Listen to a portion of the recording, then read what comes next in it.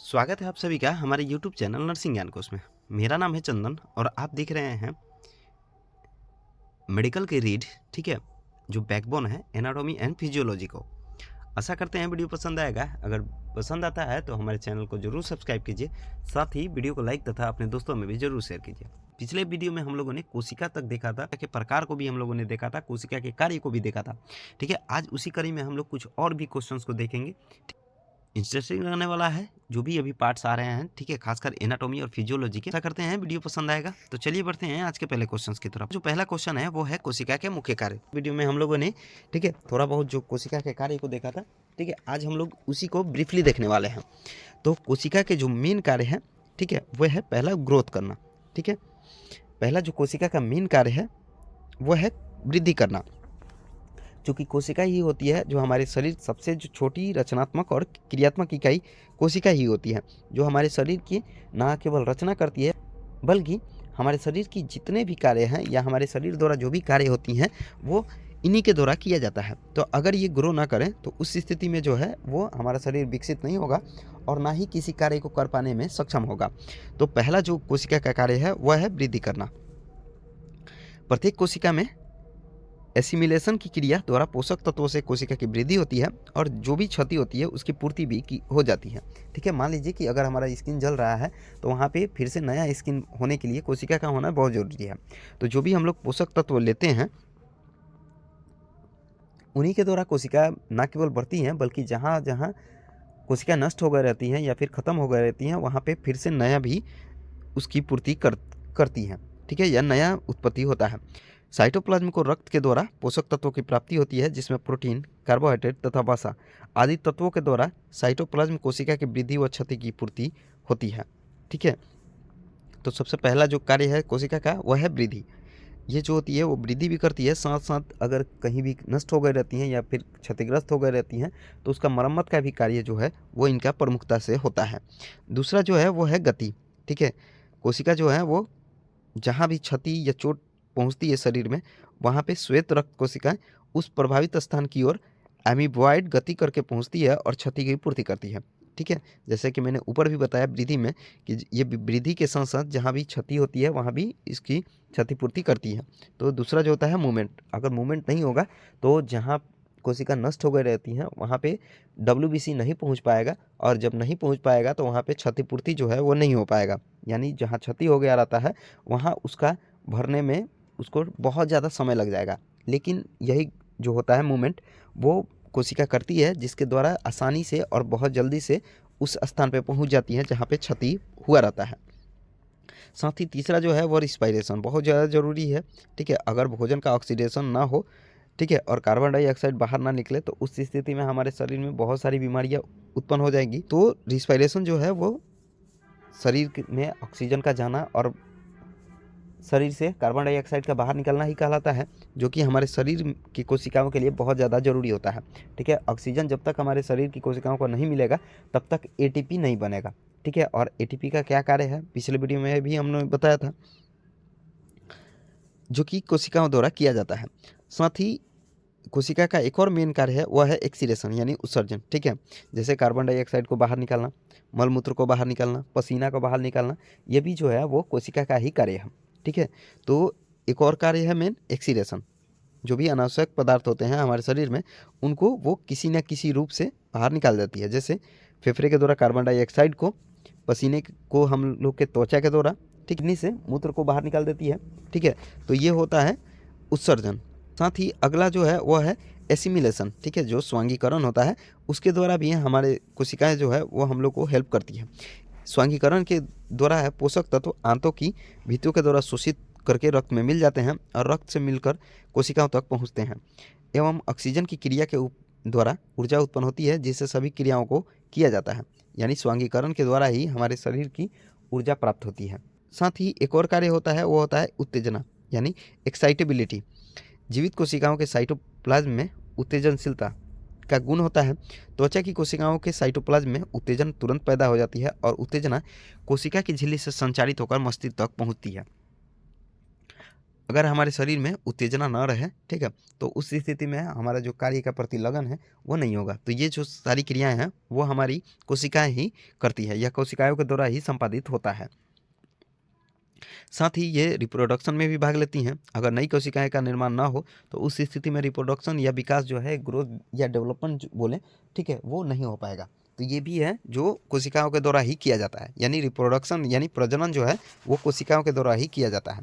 जैसे समसूत्री विभाजन, द्विसूत्री विभाजन आप लोगों ने सुना होगा, जो कि कोशिकाओं में ही होता है, यानी कोशिकाएं ही जो होती हैं वो टूट के और वृद्धि और विकास करती हैं। साथ ही अन्य कार्य भी होते हैं, जैसे हमारे शरीर के तापमान को स्थिर रखना, उत्तेजनशीलता उत्पन्न करना या उसको कम करना, साथ ही शरीर में वृद्धि या क्षतिपूर्ति का कार्य, मृत कोशिकाओं का उत्सर्जन करना, जैसे बाल, नाखून और त्वचा को रक्त का थक्का जमना आदि, ये जो कार्य हैं वो हमारी कोशिकाओं के द्वारा ही होता है। यानी मेनली जो सारी की सारी क्रियाएं हैं हमारे शरीर में वो कोशिकाओं के द्वारा ही किया जाता है, ठीक है, क्योंकि ये जो होती हैं वो हमारे शरीर की सबसे छोटी रचनात्मक और क्रियात्मक इकाई होती है। इन्हीं के द्वारा जो गुच्छा बनता है उनसे उत्तक बनता है, उत्तक से जो है वो अंग बनते हैं, ठीक है, और अंगों से जो है वो अंगतंत्र बनते हैं, अंगतंत्र से जो है वो शरीर बनता है, ठीक है। तो ये जो है वो हमारे शरीर की सबसे छोटी रचनात्मक तथा क्रियात्मक इकाई होती है। आगे बढ़ते हैं, अगला है सेल डिवीजन। अभी कुछ देर पहले ही मैंने समसूत्री विभाजन, ठीक है, द्विसूत्री विभाजन, इस सब के बारे में बताया था। तो उसी से संबंधित है कोशिका विभाजन यानी सेल का डिवीजन, ठीक है, प्रजनन में बहुत इंपॉर्टेंट है। कोशिका विभाजन एक ऐसी प्रक्रिया है जिसके अंतर्गत कोशिकाएं विभाजित होकर अपने जैसे नई कोशिकाओं का निर्माण करती हैं, अर्थात वे प्रक्रिया जिसके द्वारा कोशिका टूट के अपने समान नई कोशिकाओं का निर्माण करती हैं उसी को हम लोग कोशिका विभाजन कहते हैं। ये कोशिकाएं गुण और आकार में एक समान होती हैं, ठीक है, यानी जिस तरह से टूट के बिखरती हैं, यानी अपनी मदर जो होती हैं जिनसे वो टूट के बनी होती हैं, उन्हीं के गुण और आकार में ये होती हैं। समान गुण वाली एक समान आकार की कोशिकाएं आपस में मिलकर और गुच्छा बनाती है जो उत्तक का रूप ले लेती है। शारीरिक विकास होने पर कोशिका के आकार में वृद्धि एक निश्चित सीमा तक होती है। पूरी तरह से विकसित होने पर ही कोशिका विभाजित होती है, यानी कुछ इसके बाद ही जैसे रिप्रोडक्शन का परमिशन दिया जाता है या विवाह होता है, इस प्रकार कुछ समय बाद ही इनका आकार जो है एक निश्चित सीमा तक बढ़ता है, उसके बाद ही ये कोशिका विभाजित हो पाती है। कोशिका विभाजन की आवश्यकताएं कोशिकाओं के मृत या नष्ट होने के स्थान पर नई कोशिकाओं के निर्माण के लिए होती हैं, ठीक है। जहाँ पे कोशिका मृत हो गए रहती हैं या नष्ट हो गए रहती हैं वहाँ पे नई कोशिका का होना जरूरी होता है, ठीक है, अन्यथा वहाँ पे घाव वगैरह बनना शुरू होगा। तो इसलिए कोशिका विभाजन जो होती है वो बहुत ज़्यादा ज़रूरी होती है, ठीक है, उन कोशिकाओं के जगह लेने के लिए जहाँ पे कोशिकाएं या तो डेड हो गई रहती हैं या पे नष्ट हो गई रहती हैं।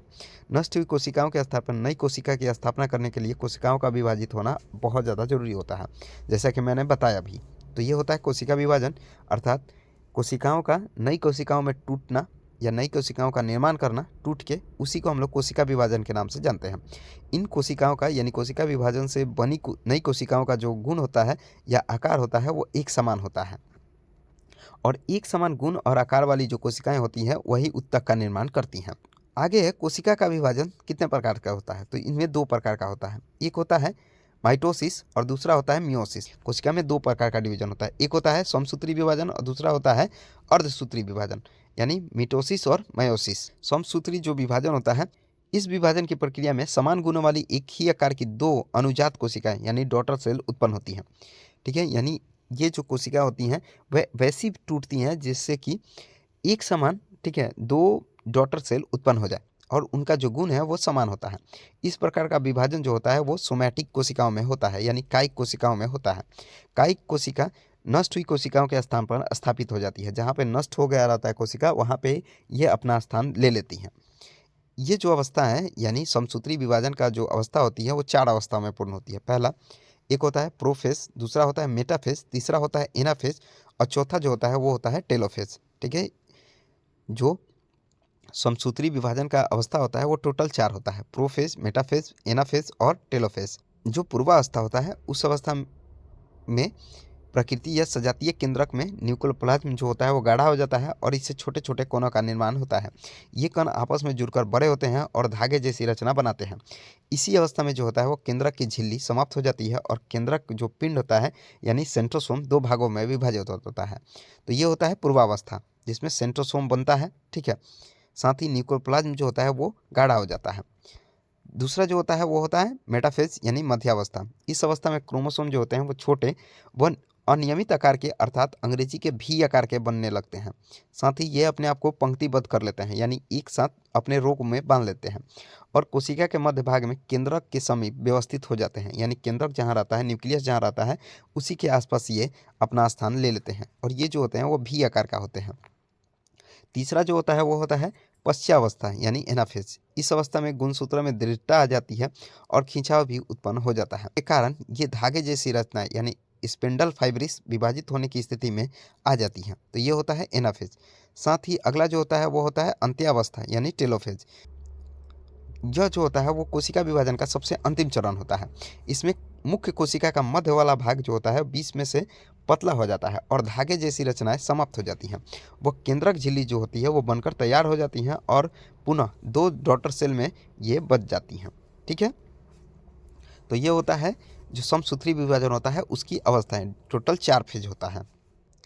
आगे है अर्धसूत्री विभाजन। जैसा कि मैंने ऊपर बताया कि कोशिका जो है वो टोटल 2 भागों में विभाजित होती है या 2 विभाजन के तौर पे ये होती है। पहला समसूत्री विभाजन जिसको हम लोगों ने ऊपर देख लिया।